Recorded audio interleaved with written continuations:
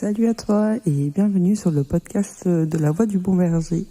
Merci de ton écoute. Je pense que si tu es là, c'est que ce n'est pas un hasard, que vraiment le Seigneur a quelque chose à te dire. Donc reste connecté et je te souhaite une bonne écoute et j'espère que ça t'édifiera et te bénira.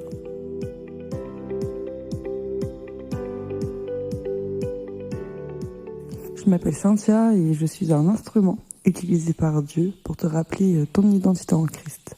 Le Seigneur m'a mis à cœur ce projet, ça fait un moment que j'y pense, mais j'ai tardé. C'est parce que c'est pas du tout ma zone de confort, mais bon, c'est un appel et je pense qu'on ne peut pas ignorer un appel que Dieu a mis sur notre cœur. Donc me voici, me voilà. Ce premier épisode, c'est juste donc l'introduction à la série de podcasts et je vais t'expliquer en quelques mots le concept. Je l'ai appelé MIC, mon identité en Christ, et chaque semaine, si Dieu veut, sortira un épisode où on se concentrera sur une identité, une valeur que Dieu dit à notre sujet dans sa parole. Donc ça fait un petit moment que je médite sur mon identité en Christ et en prenant conscience de qui j'étais réellement, ça m'a aidé dans ma vie quotidienne et plus important, ça m'a aidé à traverser des épreuves difficiles. J'aurai l'occasion de faire mon témoignage via ce podcast, mais voilà, je sais que si j'ai pu traverser des moments difficiles en ayant conscience de mon identité, j'ai cette conviction que si tu te rappelles, toi, de ton identité en Christ, l'adversité ne te terrassera pas et tu sauras prendre position et connaître ton identité. Et j'ai envie que ce podcast joue un rôle dans le rappel de ton identité en Christ. Dans la Bible, dans 2 Corinthiens 1, verset 4, il est marqué il nous réconforte dans toutes nos détresses, afin que nous puissions réconforter ceux qui se trouvent dans la détresse, grâce à l'encouragement que nous recevons nous-mêmes de la part de Dieu.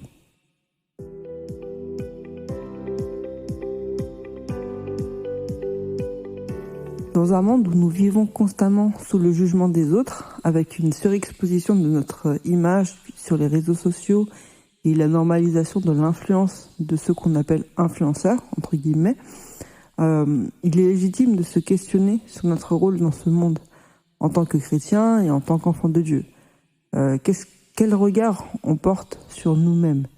Est-ce qu'on est influencé par ce que la société nous demande d'être ou par ce que Dieu dit de nous? Et tu sais, la première chose que l'ennemi attaque, c'est ton identité.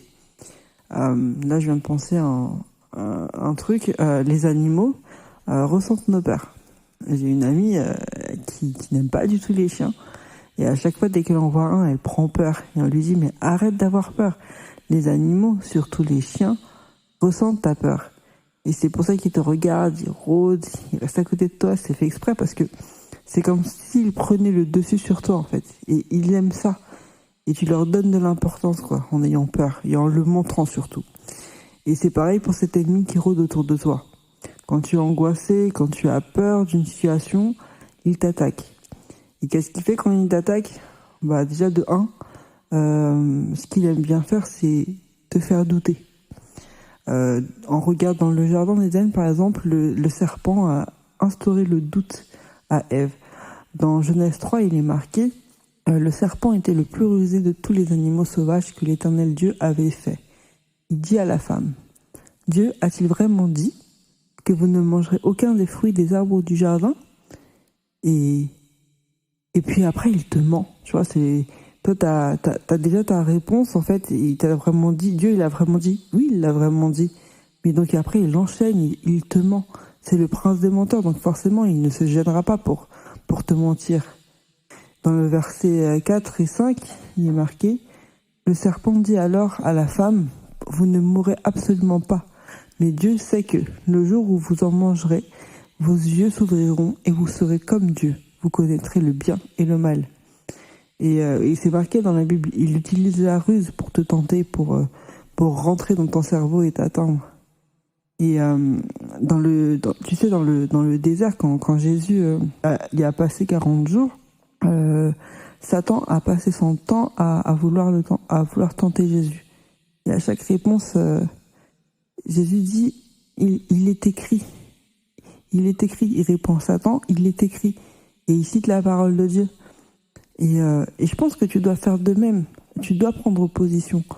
Le contraire du doute, c'est la foi. Et comme tu crois en Dieu, tu dois déclarer qu'en tant qu'enfant de Dieu, tu hérites de toutes ces caractéristiques divines, parce que c'est écrit dans la Bible. Donc si tu connais ton identité, là, aujourd'hui, et à partir de quand tu le proclames, il ne s'agit plus de toi, mais de Dieu qui est en toi, qui t'a façonné ainsi. Et tu sais, Dieu, c'est le créateur de toutes choses. Et dans l'immensité de sa grandeur, il arrive à prendre soin de chacun d'entre nous. Et il laisse personne de côté. Sauf que la condition, c'est d'accepter Dieu dans notre vie et de faire de lui ton protecteur. Accepter que Jésus est mort pour toi et que c'est ton Seigneur et ton Sauveur. Et dans Galates 2, verset 20, il est marqué « J'ai été crucifié avec Christ. Ce n'est plus moi qui vis, c'est Christ qui vit en moi. Et ce que je vis maintenant dans mon corps, je le vis dans la foi au Fils de Dieu qui m'a aimé et qui s'est donné lui-même pour moi. » Et donc, peu importe la situation que tu traverses, si tu prends en compte ton identité en Christ, ça sera plus facile à gérer et tu seras beaucoup plus confiant.